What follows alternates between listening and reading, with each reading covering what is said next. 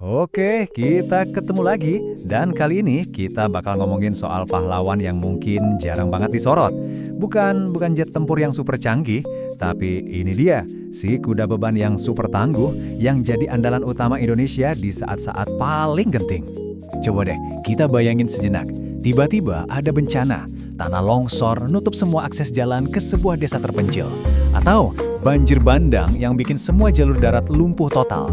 Nah, di saat genting kayak gitu, pas semua kendaraan udah nggak bisa lewat, gimana caranya bantuan bisa sampai? Jawabannya, datang dari atas, dari langit.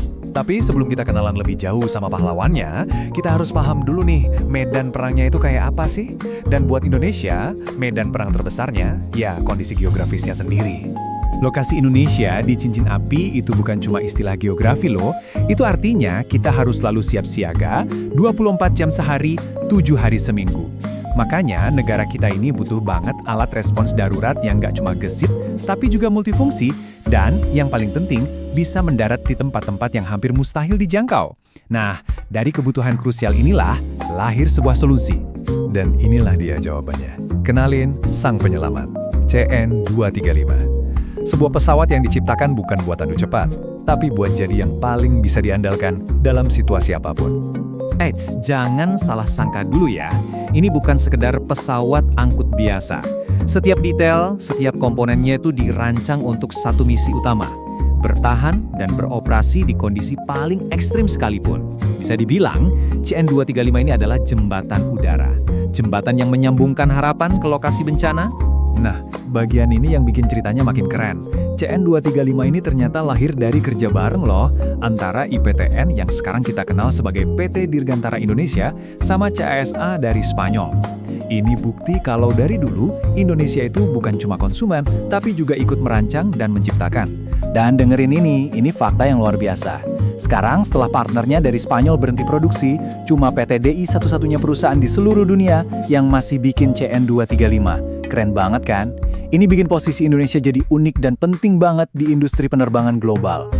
Oke, sekarang kita masuk ke bagian paling seru. Yuk kita bongkar, apa aja sih kekuatan super yang bikin CN-235 ini jadi andalan utama di setiap misi kemanusiaan? Kekuatan super yang pertama adalah STOL, singkatan dari Short Take Off and Landing. Artinya apa? Artinya pesawat ini bisa lepas landas dan mendarat di landasan yang super pendek. Bayangin, landasan aspal retak karena gempa, nggak masalah. Harus mendarat darurat di lapangan rumput di desa terpencil? Bisa! Kemampuannya bermanuver di kecepatan rendah juga bikin dia jago nyelinap ke area-area yang mustahil dijangkau pesawat gede lain. Selanjutnya, lihat angka ini. 4.700 kg. Itu bukan cuma angka loh, itu beratnya harapan. Bisa jadi itu beratnya ribuan kardus makanan, obat-obatan, tenda darurat, atau generator listrik buat nerangin malam-malam di pengungsian. Angka ini adalah kapasitas untuk menyelamatkan nyawa. Kekuatan super berikutnya, fleksibilitas. Pesawat ini tuh kayak bunglon di dunia aviasi. Pagi-pagi dia bisa angkut 40 orang tim SAR, siangnya semua kursinya bisa dilepas dalam sekejap dan dia langsung berubah jadi ambulans terbang buat evakuasi korban. Sorenya, udah ganti tugas lagi, angkut logistik. Dia bisa jadi apa aja, sesuai kebutuhan darurat di lapangan. Oke, teori cukup. Sekarang, gimana sih aksi nyatanya di lapangan? Yuk kita lihat bareng-bareng. Dan ini bukan cuma cerita, ini semua kejadian nyata. Ada kebakaran hutan dan lahan, TNI AU pakai CN-235 buat bikin hujan buatan dengan menyemai garam. Ada banjir yang bikin daerah terisolasi, Polri langsung kirim bantuan logistik pakai pesawat ini. Ada operasi SAR di laut, varian patroli maritimnya jadi mata alam buat Basarnas dan BNPB. Benar-benar serbaguna. Ada satu kutipan yang pas banget buat ngegambarin peran CN-235. Tangan kanan tim penyelamat. Dan ini bukan cuma kiasan ya, ini beneran kenyataannya. Pesawat inilah yang jadi perpanjangan tangan para pahlawan di lapangan, memastikan bantuan bisa sampai ke sudut-sudut negeri yang paling sulit sekalipun. Oke, pesawat ini jelas penting banget. Pertanyaannya sekarang, gimana masa depannya? Apa rencana Indonesia buat si penjaga Nusantara ini?